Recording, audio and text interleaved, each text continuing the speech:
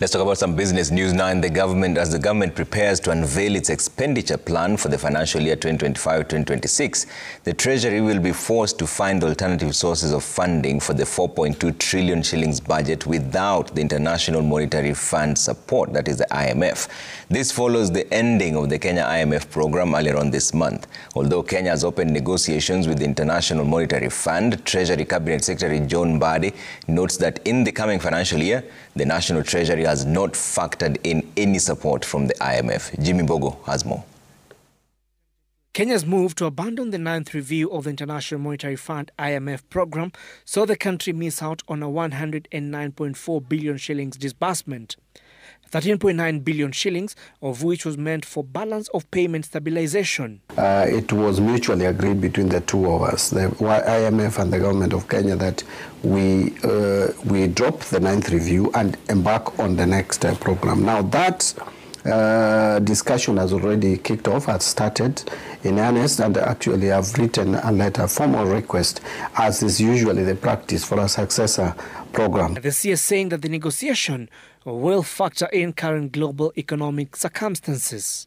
The good thing or the good news with this is that now this is a program that we will, as a government, negotiate.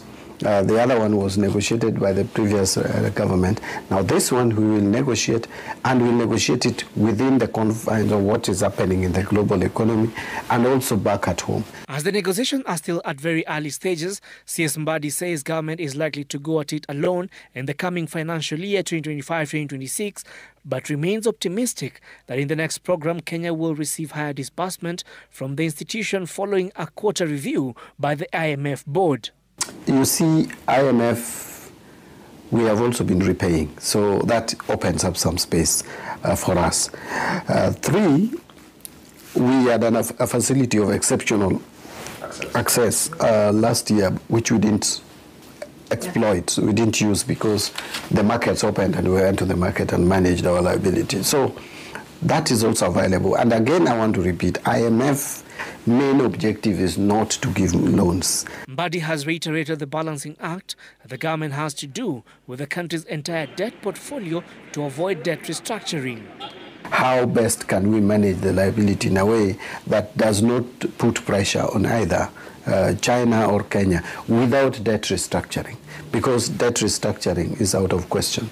The moment you get into debt restructuring, you get on other complicated issues. Jimmy Mbogo, Citizen TV, Nairobi.